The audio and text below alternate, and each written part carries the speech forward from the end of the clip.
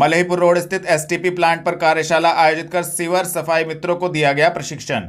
आपको बता दें, शनिवार दोपहर 3 बजे मलहीपुर रोड स्थित एसटीपी प्लांट पर सफाई मित्र सुरक्षा अभियान अमृत 2.0 के अंतर्गत आईईसी कार्यशाला का आयोजन कर सीवर सेफ्टी टैंक सफाई मित्रों को प्रशिक्षण दिया गया। उनकी सुरक्षा और लाभ के लिए सरकार द्वारा चलाई जा रही योजनाओं से भी अवगत कराया गया। कार्यशाला को संबोधित करते हुए महाप्रबंधक जलकल पुरुषोत्तम कुमार ने कहा कि सभी सीवर एवं सेफ्टी टैंक सफाई मित्र कार्य करते समय अपनी सुरक्षा का भी विशेष ध्यान रखें। निगम द्वारा उपलब्ध कराई किट का उपयोग करें।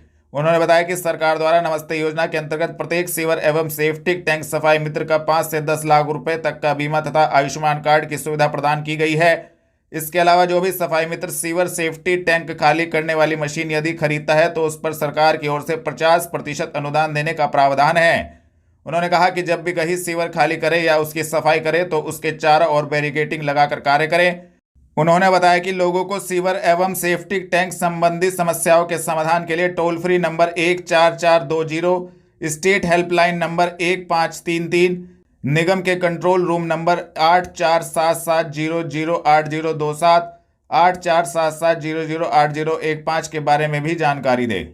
कंपनी बाग में खादी महोत्सव का राज्य मंत्री संसदीय कार्य एवं औद्योगिक विकास द्वारा रिबन काटकर किया गया शुभारंभ। आपको बता दें, शनिवार दोपहर 2 बजे कंपनी बाग में खादी महोत्सव का राज्य मंत्री संसदीय कार्य एवं औद्योगिक विकास जसवंत सैनी, जिलाधिकारी मनीष बंसल, मुख्य विकास अधिकारी सुमित राजेश महाजन द्वारा रिबन काटकर शुभारंभ किया गया। खादी महोत्सव में विभिन्न तरह के स्टॉल लगाए गए हैं जिनका राज्य मंत्री ने निरीक्षण किया। इस दौरान कार्यक्रम का आयोजन हुआ जिसमें सभी अधिकारीगण एवं कर्मचारीगण उपस्थित रहे, जिसको लेकर संबंधित जानकारी भी दी गई। मेरा नाम राहुल कुमार।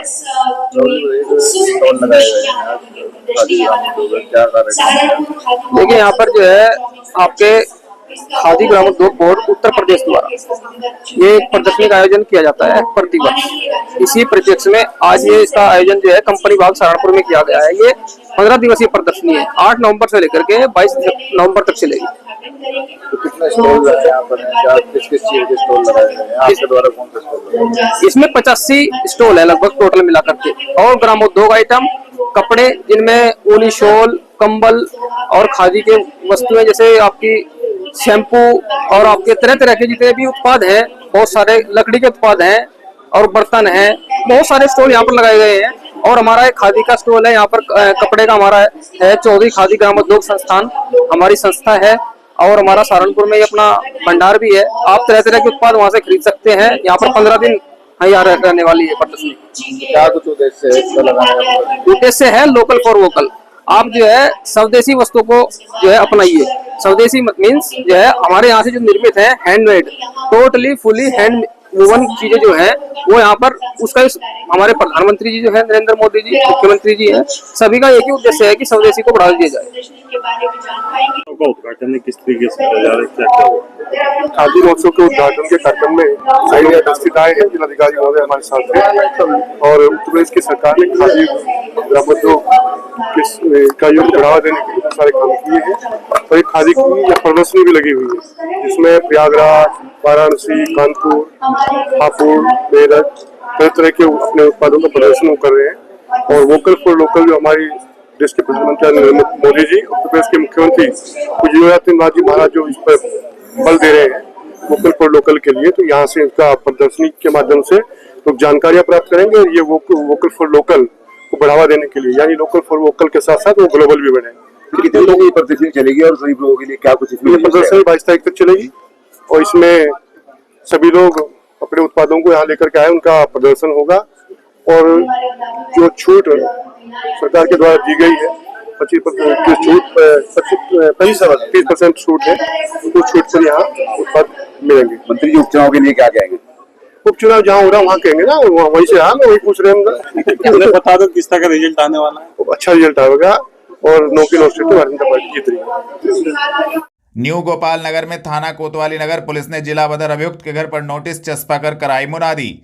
आपको बता दें, वरिष्ठ पुलिस अधीक्षक के निर्देशन में पुलिस कानून एवं शांति व्यवस्था बनाए रखने हेतु अपराधियों के विरुद्ध कार्रवाई कर रही है। थाना कोतवाली नगर पुलिस ने शनिवार दोपहर 3 बजे न्यू गोपाल नगर में जिला बदर अभियुक्त सन्नी उर्फ चिड़ा के घर पर नोटिस चस्पा कर मुनादी कराई। गाजे बाजे के साथ मकान पर नोटिस चस्पा किया गया व मुनादी कराई गई। मुनादी करने वाली टीम में उप निरीक्षक रविंद्र धामा, जुगेंद्र सिंह, महिला उप निरीक्षक नेहा उपाध्याय मौजूद रहे। थाना गागलेडी पुलिस ने मुठभेड़ में 6 बदमाशों को गागलेडी क्षेत्र से किया गिरफ्तार। एसपी सिटी ने दी जानकारी। आपको बता दें, वरिष्ठ पुलिस अधीक्षक के निर्देशन में पुलिस अपराध नियंत्रण हेतु अपराधियों के विरुद्ध कार्रवाई कर रही है।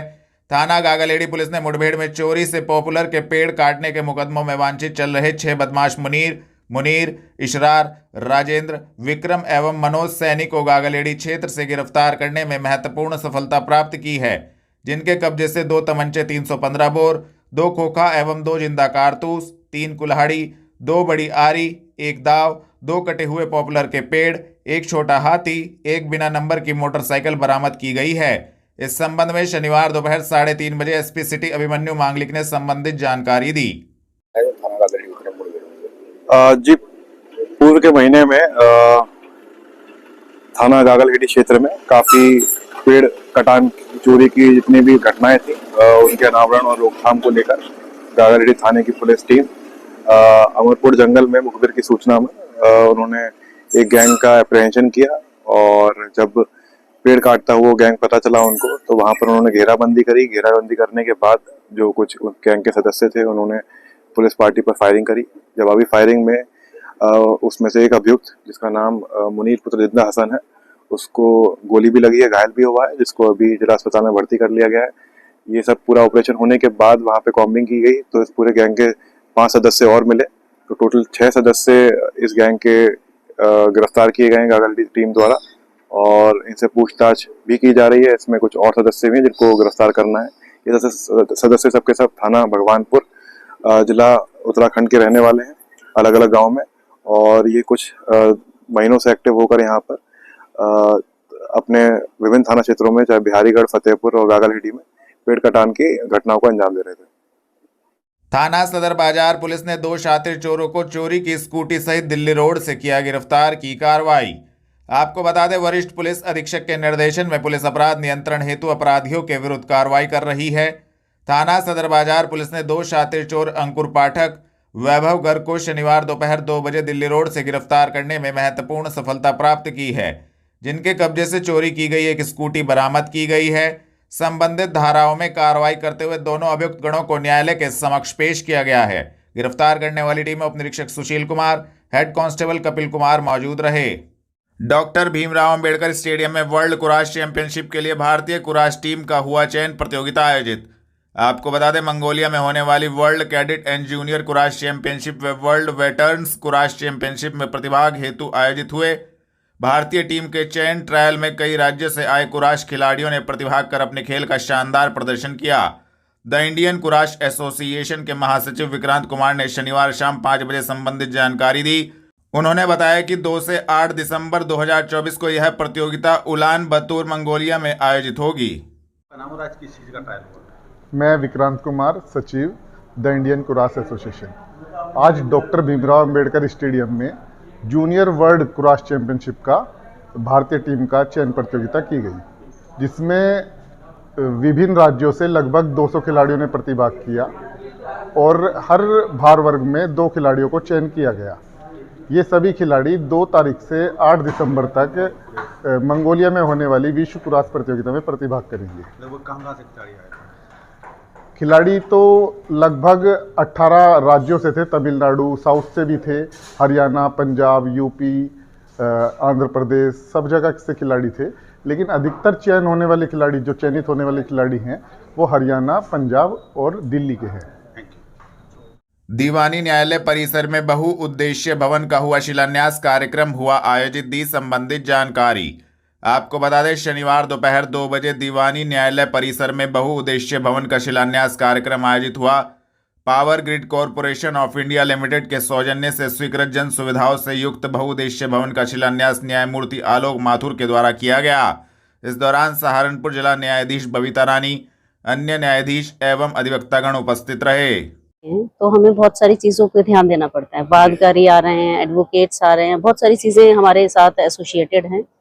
तो कई बार देखा गया कि हमारा ये एम्प्लॉइज हुए या एडवोकेट्स हुए या ऑफिसर्स हुए, उनको इमीडिएट हेल्थ इश्यूज हो जाते हैं, हमारे यहाँ कोई ऐसी व्यवस्था नहीं थी। हालांकि टेम्पररी हमने यहाँ पर एक व्यवस्था करी हुई है, एटीएम हेल्थ सेंटर है हमारे यहाँ, पर एक ऐसा नहीं था कि जैसे तुरंत ही किसी को ऑक्सीजनेट करना पड़े तो क्या किया जाए। तो हमारे दिमाग में आया कि हम क्यों ना एक ऐसा यहाँ पर प्राइमरी हेल्थ सेंटर बनाए।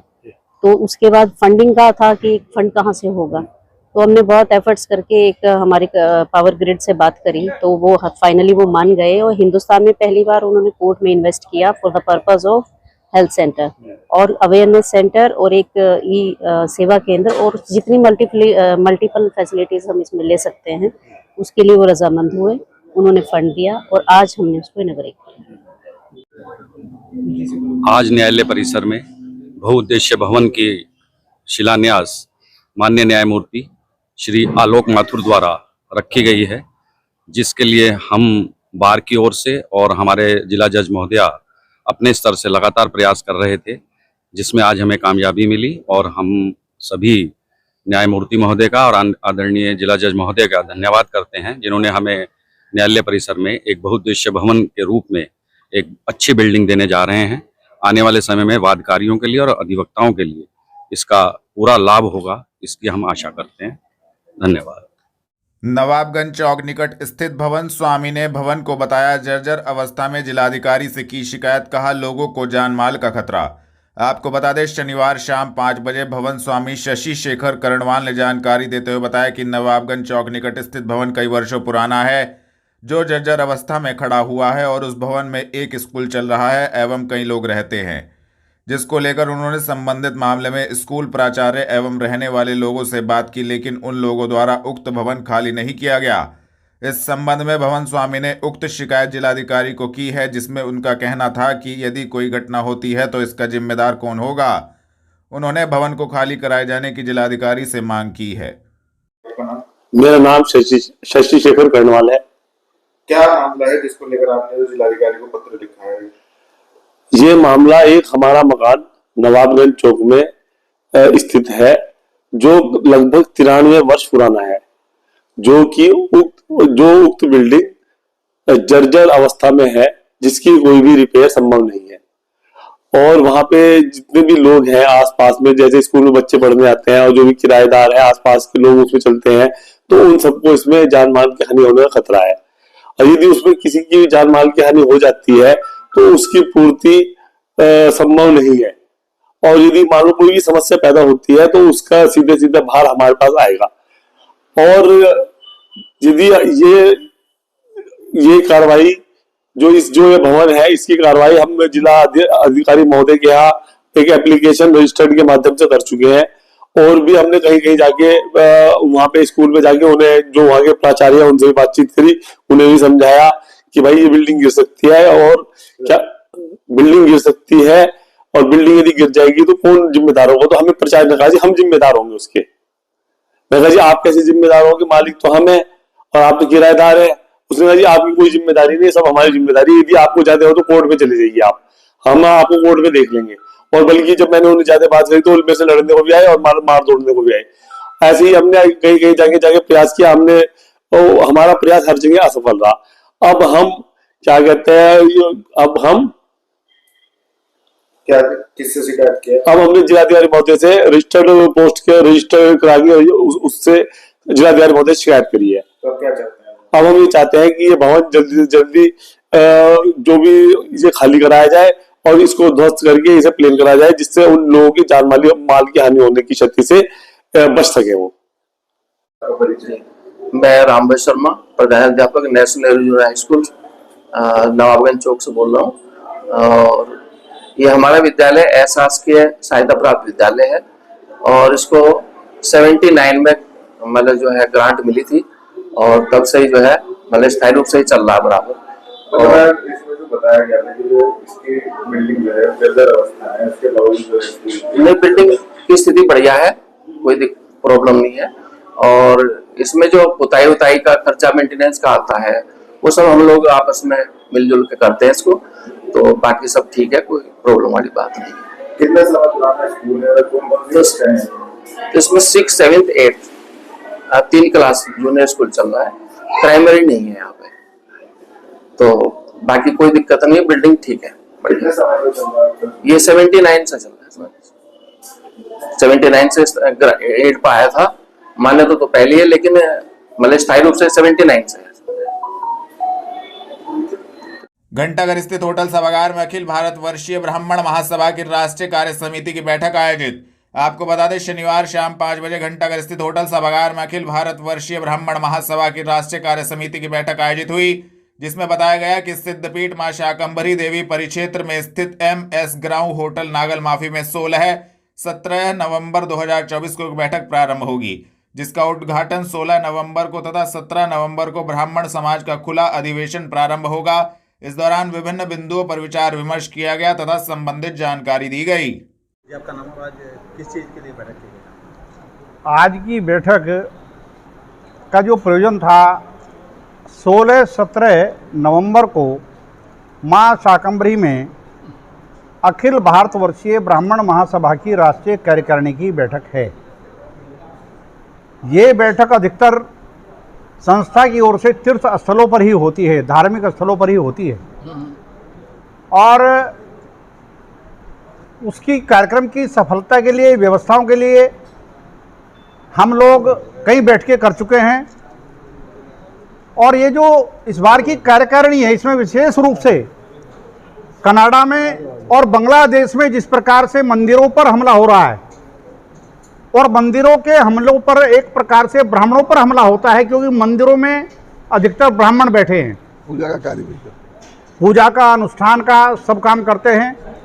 तो इस पर निरंतर जिस प्रकार से ब्राह्मण पीड़ित है, हम चाहते हैं कि भारत सरकार इसमें कठोर कदम उठाए और कनाडा की सरकार को और बांग्लादेश की सरकार को चेताए कि अगर इस प्रकार से हमारे धार्मिक स्थलों पर इस प्रकार से हमले होते रहे और ब्राह्मणों का उत्पीड़न होता रहा, इसको वास्तव में ब्राह्मण समाज कहीं देशव्यापी आंदोलन शुरू करने की स्थिति में खड़ा हो सकता है। हालांकि उत्तर प्रदेश में और केंद्र की सरकार, दोनों सरकार भारतीय जनता पार्टी की सरकार है, और दोनों को हम ये मान सकते हैं कि सनातन संस्कृति की रक्षक भी हैं। उस नाते क्योंकि वो रक्षक हैं, इसीलिए हम उनसे अपेक्षा करते हैं कि इस पर एक कठोर से कठोर कदम उठाया जाए और उसका एक रिजल्ट भी दिखाई दे कि इन सरकारों के द्वारा इस विषय में क्या किया गया है। और मैं समझता हूँ विशेष रूप से जो 15, 16, 17 नवंबर की जो कार्यकारिणी है, इस पर विशेष रूप से ये होगा। और इस कार्यकारिणी में विशेष रूप से विप्र कल्याण बोर्ड, जैसे ब्राह्मण कल्याण बोर्ड बने, जैसे राजस्थान में बना है, महाराष्ट्र में बना है, तेलंगाना में बना है, उत्तर प्रदेश में भी इस प्रकार से ब्राह्मणों का एक ऐसा कल्याण बोर्ड बनना चाहिए, ताकि उसमें जो मंदिरों में काम करने वाले लोग हैं, धार्मिक स्थलों में काम करने वाले लोग हैं, उनका भी मान सम्मान और आर्थिक रूप से उनको सहयोग मिलता रहे, जिससे सनातन संस्कृति फलती रहे, फूलती रहे, बढ़ती रहे, भारतीय संस्कृति जीवंत रहे। इसके लिए हम लोग प्रयत्नशील हैं। बोलो भगवान परशुराम की जय। कलेक्ट्रेट स्थित जिलाधिकारी कार्यालय के बाहर अखिल भारतीय पंचायत परिषद से जुड़े ग्राम प्रधानों ने दिया धरना। आपको बता दें, ब्लॉक नकुड़ के गांव दैतपुरा में सरकारी स्कूल की जमीन पर व्यक्ति विशेष को रास्ता दिए जाने, ग्राम प्रधान के साथ SDM द्वारा अभद्रता किए जाने के विरोध में शनिवार दोपहर 3 बजे अखिल भारतीय पंचायत परिषद से जुड़े ग्राम प्रधानों ने जिलाधिकारी कार्यालय के बाहर धरना दिया। SDM नकुड़ एवं आरोपियों के खिलाफ कार्रवाई की मांग की गई तथा संबंधित ज्ञापन जिला प्रशासन को सौंपा गया। इस दौरान संबंधित जानकारी भी दी गई। आज हम लोग प्रधानों के मान सम्मान के लिए, जो हमारे अधिकारी लोग प्रधानों को कुछ समझने का काम नहीं करते हैं, जैसे SDM नकुड़ संगीता जी, जो आज अपने आप में हिटलर साहब बनने का काम कर रही हैं। एक तो सरकारी स्कूल में रास्ता देने का काम कर रही हैं, और उसके बाद हमारे प्रधान जी के साथ व्यवहार गलत करने का काम कर रही हैं, उनसे बदतमीजी करने का काम कर रही है कि इन्हें गिरफ्तार कर लिया जाए। ये पागल है। तो मैं सोच के हैरान हूँ कि SDM की इतनी गरिमापूर्ण पद पर बैठने के बाद एक जनप्रतिनिधि, प्रधान जो सबसे बड़ी इकाई है, उसके खिलाफ ऐसा बर्ताव। साफ तौर पे कहना चाहते हैं, क्षेत्र पंचायत के साथ आप कुछ नहीं करते, जिला पंचायत के साथ आप कुछ नहीं करते, विधायक और उनके कुछ नहीं करते, सिर्फ एक प्रधान ऐसा आपको दिखाई दे रहा है कि जो चाहे उसके साथ करने का काम कर दें। गलत भी आप कर रही हैं, व्यवहारिक आप कर रही हैं, और उसके बावजूद आप प्रधान को उसका दोषी मानने का काम कर रही हैं। साफ तौर पे कहना चाहते हैं, आज एक सांकेतिक धरना है प्रधानों का। अगर 2 दिन के अंदर जिलाधिकारी महोदय के पास आए हैं, अगर उन्होंने उनका ट्रांसफर करने का काम नहीं किया वहां से, और उस जगह को जो सरकारी जगह है उसे सरकार में सुरक्षित करने का काम नहीं किया तो जन आंदोलन होगा। जी आपका नाम और क्या कहना चाहिए? मैं अनुज मदनोगी, प्रधान ग्राम मदनोगी, जिला अध्यक्ष अखिल भारतीय पंचायत परिषद प्रधान संगठन सहारनपुर। आज हम लोग पूरे जिले से सभी सम्मानित प्रधान आज माननीय जिलाधिकारी महोदय के यहाँ इकट्ठा हुए। आज हमारा सांकेतिक धरना है। हम माननीय जिलाधिकारी महोदय को संकेत देना चाहते हैं, उन्हें बताना चाहते हैं कि जो देदपुरा प्रकरण है, देदपुरा प्रकरण में क्या हुआ कि हमारे बालिस्टर प्रधान जी हैं वहाँ, उनके साथ अभद्र व्यवहार हुआ और जो सरकारी संस्था स्कूल है उसमें से ज़बरदस्ती रास्ता निकालने का काम कुछ लोग विपक्ष के लोग जो है वहाँ मिलकर अधिकारियों से ज़बरदस्ती रास्ता निकालना चाहते हैं। जो प्रधान के ना मना करने के बावजूद भी वहाँ के क्षेत्रीय इंचार्ज इंस्पेक्टर साहब, दरोगा, एसडीएम मैडम, तहसीलदार सबको उन्होंने सूचित किया। लगभग 1-1.5 साल से प्रकरण चल रहा है। इन्होंने बीएसए के यहाँ भी गए, बीएसए के यहाँ भी सूचना दी, वहाँ भी लिखित में तहरीर भी दी इनके खिलाफ भी कि इनके खिलाफ कोई कार्रवाई हो, सरकारी काम में बाधा डाले, लेकिन कोई कार्रवाई नहीं हुई। अब हम लोग चाहते हैं संगठन के जितने भी पदाधिकारी सब लोग इकट्ठा हुए कि इन्हें इंसाफ मिले। इनके साथ क्या किसी भी प्रधान के साथ भविष्य में कोई जो है ऐसी घटना ना नहीं होता तो हम पूरे जिले के 884 ग्राम सभा हमारी है, ग्राम पंचायत है, हम तुरंत जो है कार्य का बहिष्कार करते हैं आज से ही। और हम आश्वासन देते हैं अपनी संगठन की तरफ से कि हम सब लोग जो है सामूहिक इस्तीफा देंगे। फिर पुलिस लाइन पहुंचे रामपुर मनिहारान क्षेत्र निवासी परिवार ने बताया दबंगों से परेशान आकर गांव से किया पलायन। आपको बता दें शनिवार दोपहर 3 बजे रामपुर मनिहारान क्षेत्र के गांव मल्हीपुर निवासी परिवार वरिष्ठ पुलिस अधीक्षक कार्यालय पर पहुंचा। पीड़ित परिवार का कहना था कि गांव के ही रहने वाले दबंगों द्वारा उनके साथ मारपीट की गई है और लगातार उनको परेशान किया जा रहा है। उक्त मामले में पुलिस द्वारा कोई कार्रवाई नहीं की गई, जिसको लेकर पीड़ित परिवार ने गांव से पलायन कर दिया। पुलिस लाइन पहुंचकर परिवार ने न्याय की गुहार लगाई है। क्या नाम आपका? विशाल कुमार गौतम। रहने वाले थाना कौन सा लगता है? जी मलीपुर का रहने वाला हूँ सर, थाना रामपुर मनिहारान में। क्या घटना है सर? ऐसा था कि मेरे साथ कई घटनाएं घटी है, पहले मारपीट की गई है। उस संबंध में मैंने 156(3) डाल दिया था उक्त लोगों के खिलाफ। उसमें ये हुआ कि फिर उसकी जब नोटिस आए, उसके संबंध में नोटिस आने के बाद सब मारपीट करने को उतारू हो गए। कई बार घटनाएं घटित की मेरे साथ। इसी संबंध में मैंने एसएसपी साहब को भी दरखास्त दी, उसमें कुछ नहीं हुआ। उसके बाद स्थानीय पुलिस को सब कुछ पता है, थाना में भी एसओ साहब है, सब कुछ पता है। उसके बाद वहाँ पे कुछ नहीं हुआ। 27 तारीख की घटना थी सर ये। 27 तारीख में नरेंद्र जो है हरपाल, पिता का नाम हरपाल इनके, ये आए और इन्होंने मम्मी के साथ छेड़खानी की, कपड़े वपड़े फाड़ दिए। उस संबंध में मैं मारपीट की, मतलब बाहर निकलते जब मम्मी चिल्लाई उसके बाद वो बाहर निकला, फिर ईंटें उठे बजे उन्होंने, उनके पैर में भी एक ईंट लगी आगे पैर में। उस संबंध में हम चौकी में भी गए, एसओ साहब के पास भी गए थाने में। वहाँ पे हमारा कोई मेडिकल नहीं कराया गया। अगले दिन बुलाया, अगले दिन भी कोई मेडिकल नहीं कराया गया।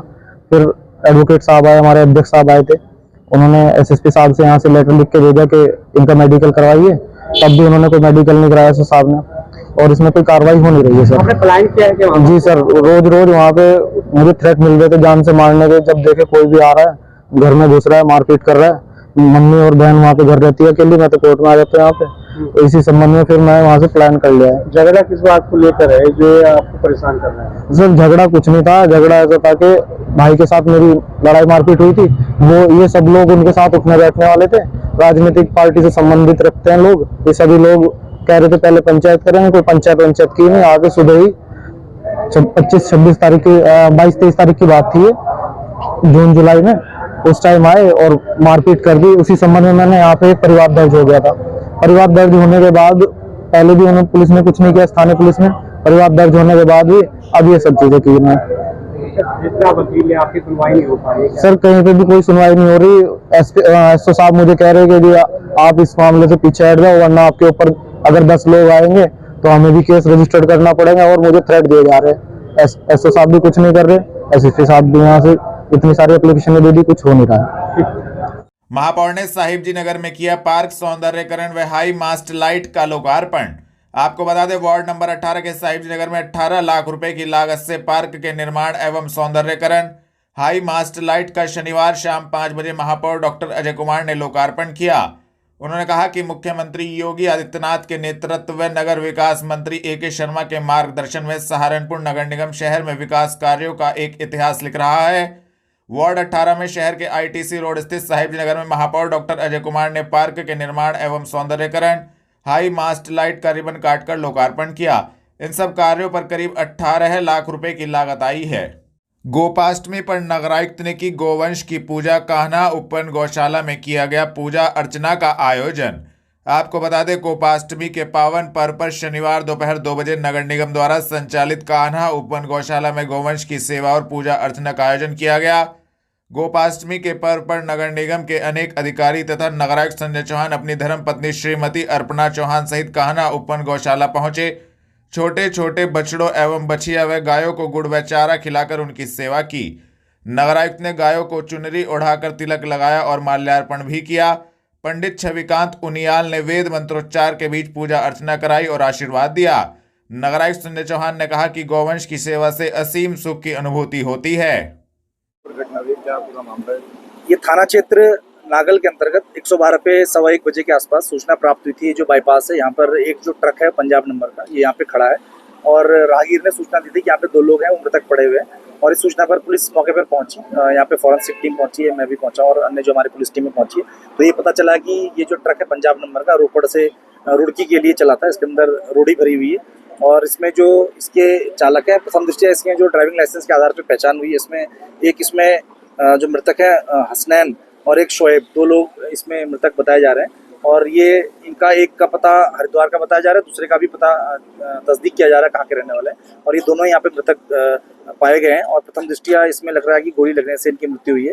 दोनों ही के शव को पंचायतनामा भरने और पोस्टमार्टम के लिए कार्रवाई के लिए भेज दिया गया है। और इसमें जो ट्रांसपोर्टर्स हैं, इनके जो मालिक हैं और जहाँ से माल लेके चले थे, इन सबसे सूचना प्राप्त की जा रही है। और जो मृतक का फ़ोन भी मौके पे मिला है, तो उनके जो सगे संबंधी उनको भी सूचना दी जा रही है और घटना के कारण का पता किया जा रहा है। ये अभी जानकारी नहीं मिल पाई है क्योंकि ट्रक यहाँ पे बाईलेन पे खड़ा हुआ है और इसमें एक जो मृतक है वो ट्रक के अंदर ही थे और एक जो उसके जस्ट बाहर गिरे हुए थे। तो ये पूरा घटना का क्रम क्या हुआ है और क्यों ये घटना हुई है, इसका पता किया जा रहा है। इसके आधार पर फिर अग्रिम कार्रवाई की जा रही है, परिजनों से संपर्क किया जा रहा है।